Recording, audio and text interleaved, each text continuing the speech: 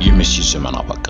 በ2016 ዓለም አስቀድሞ የሪከርድ ማህደሩን ዘግቶት ነበር። ራሱ ሜሲ እንኳን ተስፋ ቆርጦ በሚሊዮኖች በፈረሱ ህልሞች ከባድ ጫና ስር ተጨፍልቆ ለኔ አይሆንም እያለ ያገሩን ማሊያ አውልቆ ሜዳውን ጥሎ ወጣ። ነገር ግን በሽፈት ጸላት ስር የተደበቀ አንድ ድምጽ አልባ እውነት አለ። ታሪክ ስለተሸነፍክ ብቻ አያበቃም፣ ይልቁንም አዲስ ምዕራፍ ሊጀምር ትንፋሽ ይውጣል እንጂ። ሜሲ በኳታር የተሸከመውን ጫና ለመረዳት ወደ ሮዛሪዮ መመለስ አለብን። ከድሃ ቤተሰብ ተወልዶ በእድገት ሆርሞን ጥረት ምክንያት በየዕለቱ መርፌ በገዛ እግሮቹ ላይ የሚወጋ ህፃን ነበር። በባርሴሎና የክብር ጥግ ላይ ቢቀመጥም በትውልድ ሀገሩ ግን ለአገሩ ፍቅር የለም የተባለ ተወነጀለ።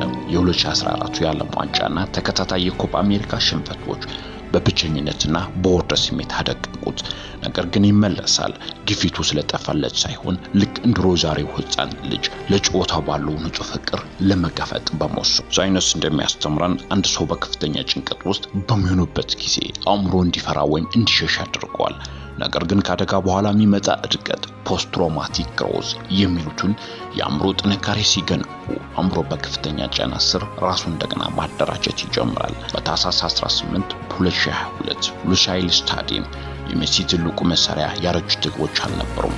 ላለፉት 16 ዓመታት በወርቀት እቶን ውስጥ የገነባው የአእምሮ ጥንካሬ እንጂ። ፍልስፍናው እንደሚያስተምረን እንቅፋት ራሱ መንገድ ነው። አውሮፓውያን አቆጣጠር ታህሳስ 18 2022 ሉሳይል ስታዲየም ኳታር። ሜሲ 35 ዓመቱ ነው። የመጨረሻው ዳንስ። ጨዋታው እንደ ሮለር ኮስተር ነበር። ሜሲ መሪነቱን የሚያጠናክር ጎል አስቆጠረ።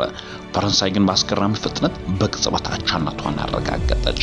ነገር ግን በትክክለኛው ሰዓት በጭንቀቱ ማዕበል ውስጥ ሜሲ በድጋሚ ብቃል። ሁለተኛው ወሳኝ ጎል በማስቆጠር ስታዲየሙን አናወጡ። በታሪክ አስገራሚ የሆኑ ፍጹም ቅጣት ምት ድራማ። የ36 ዓመታት የአገር ጥማት በአንድ ቅጽበት ተረጨ። ሜሲ የወርቅ ዋንጫውን ወደ ሰማይ አነሳ። ስለዚህ ይህንን ቪዲዮ የምታዩ በአሁኑ ሰዓት በሕይወት ጨለማ ውስጥ ብትሆኑ እንኳን በአንድ አሰቃቂ ምዕራፍ ምክንያት መጽሐፍን አትዝጋው። የዛሬው ውድቀት የታሪክ ማጠቃለያ አይደለም፣ የነገው ታላቅ ታሪክ መግቢያ ብቻ። ሳይንስም ሆነ ህይወት የሚያስተምረን እውነት አለ። ትልቅ ድል የሚመጣው ፈጽሞ ወድቀው ከማያውቁ ሰዎች ሳይሆን መሸነፍን አጣጥሞ መነሳት በለመዱት ብርቱዎች ውስጥ ነው። ታሪክ ሲሸነፍ አይበቃም፣ ይለወጣል እንጂ። እንቅፋቶች ወደ ስኬት ጎዳና ቀይራቸው።